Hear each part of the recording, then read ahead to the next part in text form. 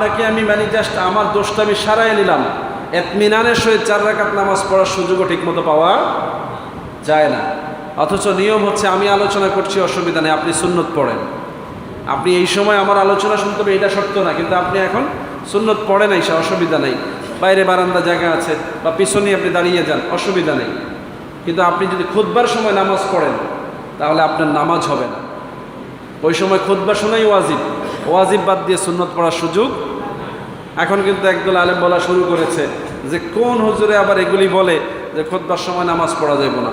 ওরা বলতেছে খুতবার সময় তাহিয়াতুল উযু পড়া যাইব, সুন্নত ইচ্ছে করলে পড়া যাইব। এরা তো ইসলামটাকে ছেলে খেলা বানাচ্ছে। এরা তো ইসলামের মূল জায়গা কেটে দিয়ে যেগুলো মুস্তাহাব বরকতময় আমল ওগুলোকে বড় করে দেখাচ্ছে।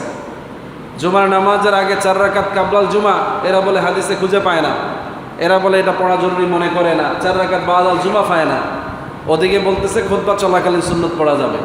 কথা বুঝতেছেন? মাথা এলোমেলো হয়ে আছে, মানে কি বলতেছে বুঝা পায় না। একদিকে সুন্নত খুঁজা পায় না, আবার বলতেছে খুতবা চলাকালীন সুন্নত পড়া যাবে। তো সেই সময় যেই সুন্নতটা পড়বো ওটা কোন সুন্নত? কাবলাল জুমা না? জুমার আগে 4 রাকাত সুন্নত না? তা আপনি তো বলছেন সুন্নতই খুঁজে পান না। জুমার দিনে জুমার আগে 4 রাকাত, পরে 4 রাকাত, এগুলো কোথায় পাইছে? আপনি নাক ভেটকিয়া ঠোঁট দেখা করে কইলেই কি এটা ইসলাম হয়ে যাব? আপনি পেট্রোডলারের হুজুর এটা সবাই জানে। আপনি কোথার থেকে মাল পান আর কোথায় গিয়ে খরচ করেন সবাই জানে। ইসলাম নিয়ে এই হাসি তামাশা এখন এই দেশে শুরু হয়েছে। সবার জবান থেকে আবার কথাও পাওয়া যাচ্ছে। দেখেন আমরা তো আর অত দূরে দূরে যাই না, আমরা হইলাম যা সীমিত পরিসরের হুজুর। আমাদের কথা শুনলে অনেকের গা জ্বলে যে বাগাদির হুজুররা কি সৈদ্যা না, বাইদারের হুজুর হেতেরা দুনিয়া সম্বন্ধে কি জানে। আরে ভাই আমার যাওয়ার দরকার নাকি? আপনার লোকেই তো আমার বাড়িতে মেসেজ দেওয়া যায়। এখন তো আপনার মুখ থেকেই কথা আমরা ঘরে বসে পাইতেছি, আপনারাই তো আপনাদের গোমর ফাঁস করে দিচ্ছেন। কি বলেন ঠিক কিনা? আমার যাওয়া লাগবে কেন? আপনাদের গোমর আপনারাই ফাঁস করে দিচ্ছেন। আজকে এক বক্তার আলোচনা শুনলাম, কওমি মাদ্রাসার লোকেরা কেন বদ আকিদায় যাচ্ছে। নুরুল ইসলাম অলিপুরি সাহেব নিজের জবান দিয়ে বলছেন যে কওমি মাদ্রাসার লোকেরা বিভ্রান্ত হওয়ার কারণ হচ্ছে বিভিন্ন মাদ্রাসায় বিদেশ থেকে টাকা দেয়, ওই টাকার আলোকে সেই লোকদের সিলেবাস না পড়াইলে টাকা দিবে না, এজন্য তারা ওই আহলে হাদিস সালাফিদের আকিদা অনুযায়ী কিতাব পড়ায়। এটা কি আমার কথা? তাহলে গোমরটা আপনি ফাঁস করে দিলেন, তাহলে আপনার সব লোক যে ভালো না এটা তো সত্য। কি বলেন ঠিক না? আমরা তো এটাই বলছি যে সব দলেই খারাপ লোক আছে, আমাদের মধ্যে কিছু আউল বাউল ফালতু লোক আছে না, এগুলো ইসলামের নামে বাজে কাজ করতেছে, আবার ভালো কথাও বলতেছে। তা আমরা কাকে বাদ দিয়ে চালাবো ইসলাম? সবাইকে আমরা সম্মান করি, সবাইকে মনে করি হেদায়েতের পথে আসেন, কিন্তু খালি আমি খারাপ আপনি ভালো, আপনি খারাপ আমি ভালো, এইরকম মাতবরি কথাবার্তা এই বাংলাদেশে কারো বলা উচিত না। প্রত্যেকেরই কিছু না কিছু দোষ ত্রুটি থাকতেই পারে। তারপরেও সার্বিকভাবে উত্তম পথ কোনটা, ভালো পথ কোনটা, এটা কিন্তু সাধারণ মানুষ বোঝে। কি বলেন ঠিক কিনা? আমরা এদেশে দেখেছি ভালো পথ ওইটাই যেটা আউলিয়া কেরামের পথ।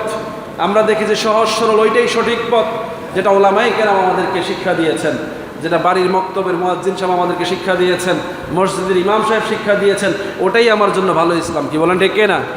আজকের এই স্কলাররা ফেসবুকে বসে আর ইউটিউবে বসে যেগুলো শেখায়, এগুলোর মধ্যে একটু পরেই তাল রাখা যায় না। একজন একটা বলে দিয়েছে, একটু পরে দেখি আরেকজন আরেকটা বলে দিয়েছে, একটু পরে দেখি আরেকটা, একটু পরে দেখি বাহাসের ডাক দিয়ে বলছে। এরাই হেগো কথার উপর ঠিক নাই, বাহাস শুরু হয়ে গেছে। আবার দেখি বাহাসের ময়দানে গিয়ে দুই দল দুই দিকে ভাইগে গেছে, মাঝখানে পুলিশ আইসা বাহাসের ময়দান পাহারা দেয়। What is this? এটা কি ইসলাম নাকি? এদেশে আপনি পুলিশকে মুফতি বানায় দিলেন, আপনাকে কে বলছে এই ময়দানে বাহাস করতে যেতে? ঘোষণা দিচ্ছেন বড় বড়, আমার সামনে কেউ বাহাস করে জিততে পারবে না। আপনার মতো বেয়াদব আলেমের সাথে বাহাস করাই তো না জায়েজ।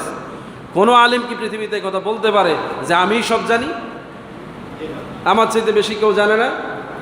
এই ধরনের অহংকার যে করে তার সাথে তো কথা বলাও না জায়েজ। কি বলেন ঠিক কিনা? আপনারা রাগ হচ্ছেন? অবস্থা এমন হয়েছে যে এখন সাধারণ মানুষের শৈল্য জিদ উঠে গেছে, পাবলিক এখন খেপে গেছে। আলেমদের ফাইজলামি দেখতে দেখতে এখন সাধারণ মানুষও কথা বলা শুরু করেছে। ইসলাম নিয়ে একটা সিনেমিনি খেলা শুরু হয়েছে। এই জন্য আপনাদেরকে বলি ভাই, আপনারা পাগল হয়ে না, একটু ভালো মুসল্লি হন, একটু মসজিদে সময় মতো আসেন, আল্লাহকে ডাকেন, ইমানটা বাঁচবে। এই তালে পয়রা পয়রা এই ঘরে বসে থেকে খুতবা শুরু হয়ে গেলে এসে নামাজ পড়বেন, এইসব তালিবানি ইসলামের দিকে যায়েন না, ইমান বাঁচবে না।